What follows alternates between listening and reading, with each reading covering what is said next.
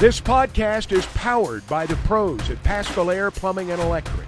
Arkansas owned, Arkansas operated. GoPaschal.com. Hagen Smith, front and center, SEC Pitcher of the Year, first teamer, Stovall and Aloy, second team, Gackle and Souza, freshman team, and then Spraglott and Holt, all defensive team. When you look at that list littered with Razorbacks, the SEC Western Division champion for fifth time in 6 years, maybe any surprises, guys, that you thought should have been on the list, and just your overall thoughts on that release yesterday? Yeah, good morning, guys. Always a pleasure. No, I thought they were well represented. When you think about who their most dominant players are, obviously Hagen Smith is number one, and he's pitcher of the year. And then, if you look at it from a hitting standpoint, not a lot of guys just completely tore it up. And Stovall came in, and he's hitting well. So he makes second team. That's sensible. And then Aloy's been a really good pickup at shortstop, and he leads the team in home runs, even though Arkansas's home run numbers really don't compare with some of the other teams in the conference this particular season. So those make sense. And, Jared Spraglott has fielded the ball really well in conference play. I think he's got one error. Mm-hmm. But I looked up his overall fielding, and you remember he had a couple of games early on. I think he had a 2-error game in Arlington.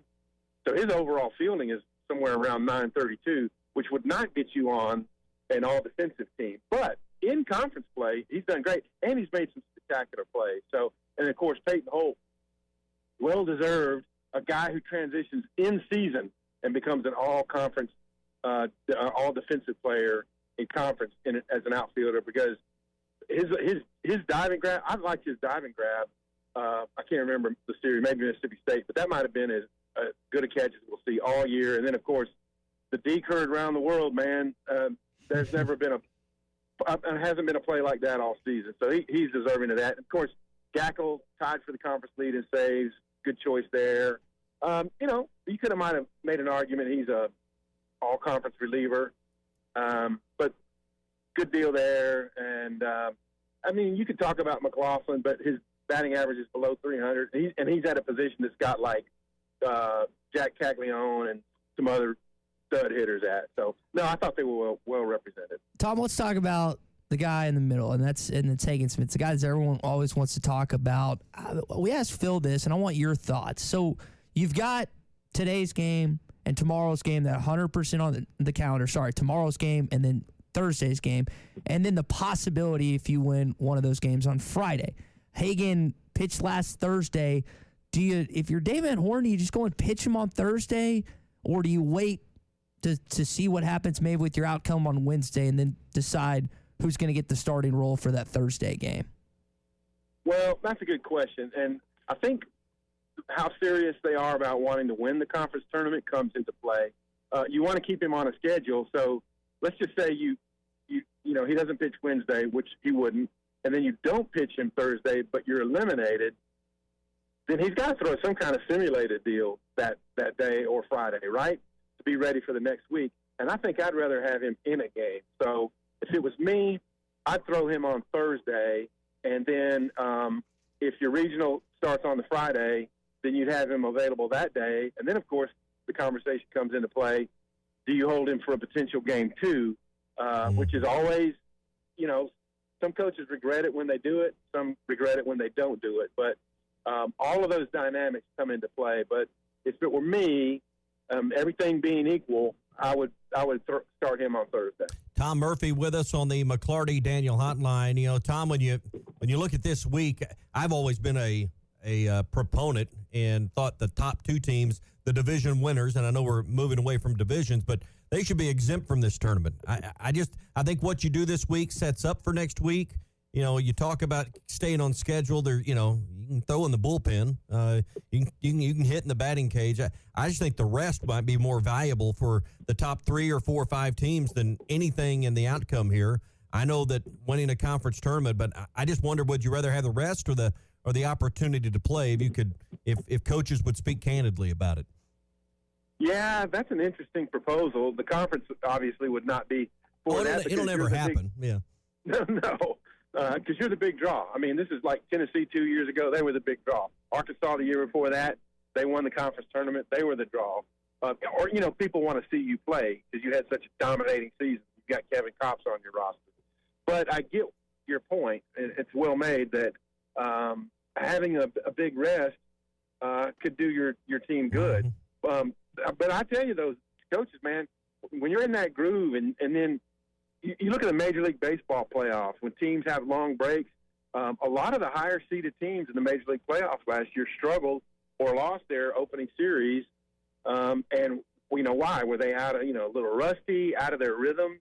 So I think coaches would probably largely advocate to go ahead and at least play 2 games for their conference tournament weekend just to kind of stay sharp. Is Arkansas in a groove right now? You mentioned teams that are in the groove. How would you describe Arkansas and their level of play heading into the conference tournament? Well, I would say they're not in the best groove they've had all year, which is probably the back-to-back sweeps of Ole Miss and LSU, which occurred pretty early. But, I don't think they're far off of it. Where they're kind of out of the groove is what the second and third pitching options are. My guess would be that Brady Tigert would start tomorrow, and of course we're going to talk to Dave Van Horn at 11:30, and he'll probably be ready to announce that. But I would think he'd be ready to go on Wednesday, and then he'd have a long rest going into next weekend. And if let's just say you keep winning and you get to Friday, then that becomes you go back to Molina. Do you stay with Gage Wood? And then if you win that game and you get into Saturday, then you start thinking about the pitchers you don't want to throw to have them fresh for the next weekend. Tom, who's the bat in the lineup that needs to come up a notch or two to make a postseason run? Or is there a bat or two you say, they could just find some magic, can bottle it up here for about 3 weeks? Who are those players you see in the lineup that could make the difference? Yeah, that's a great question. And it's obviously, about half of the hitting lineup you'd want to see hotter. And Kendall Diggs would be the obvious answer just because we know that he struggled for a while with the shoulder. But, other guys like McLaughlin hasn't had a long, like a long slump, but it's just kind of, gradually gone down below 300. I'd like to see him pick it up. Peyton Knowles hit a huge home run in the last series, but, he didn't have a great weekend at A&M. So, there's several guys. Peyton Stovall had a game where, they could win game 1 against A&M if he has a big hit, I guess it was the 10th or 11th inning. So, and Aloy, he hit 2 home runs over the weekend, but before that he'd been in kind of a little homerless segue. And then Jared Sprague-Lott, who had been so consistent for much of this year, and he had weekends where he was their best hitter, well, then he has a little bit of a slump last week. And so really, I wouldn't say anybody's tearing it up outside Hudson White right now. And so they need to, the DH position needs to hit better, get on base better. You could go through the lineup and see where improvements could be made. Tom Murphy with us on the McCarty-Daniel Hotline, talking all things Hogs, Whole Hog Sports, Arkansas Democrat-Gazette. Tom, you referenced Kendall Diggs as maybe a guy that gets going. I think he was 0 for 7, 2 walks.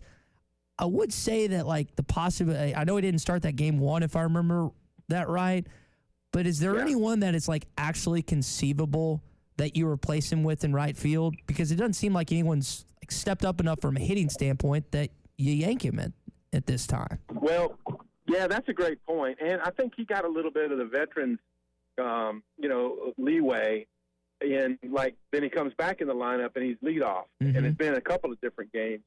And it's almost like they're trying to kind of force feed ways to get him back on the horse. And I think he's had better at bat recently. So I don't think there's any reason to just go, okay, we've given you all the chances, you're out. I think he's hit well. His at-bats have been competitive enough lately that you stick him in there. But if he continues to struggle, then I think you look at having Peyton Holden right, Wilms-Meyer in center for defensive purposes, and he hit the ball better last week. And then you could run Lovett, or Jason Jones got a good shot over the last week in left field, or even Edmondson, because he's kind of a get-on-base guy. The good thing is they've got a lot of different guys who had the opportunity, and so it won't be a huge shocker if they're suddenly inserted in the postseason. I hope Cato gets going. He's had some big hits. I know just with the injury he's dealt with, it hasn't been necessarily the SEC season that he's expected. Speaking of the SEC, saw this news in addition to the conference all SEC teams. How about the first base bag and them trying that the SEC? I know they've had this, I think, in non-conference games at points this year, but they're doing it at the conference tournament this week. Maybe, Tom, for those who don't know, what are your thoughts on the two bases at first base this week in Hoover? Well, first of all, I like it. Second of all, we're about to go through the tunnel, so if I lose you, I think we'll still be connected. My favorite response, though, was Brady Slavin saying it's about time or finally, whatever he posted, because, he turned his ankle on first base in the conference tournament a few years ago. So I think it's a good idea to lessen the chance of injuries and collisions between first basemen and runners. BetOnline is your number one source for all your betting needs. Get the latest odds, lines, and matchup reports for baseball, boxing, golf, and more. BetOnline continues to be the fastest and easiest way to place your wagers, including live betting and your favorite casino and card games available to play right from your phone. Head to the website or use your mobile device to sign up today and get in on the action. Remember to use our promo code BELIEVE, that's BLEAV, for your 50% welcome bonus on your first deposit. Bet online, where the game starts.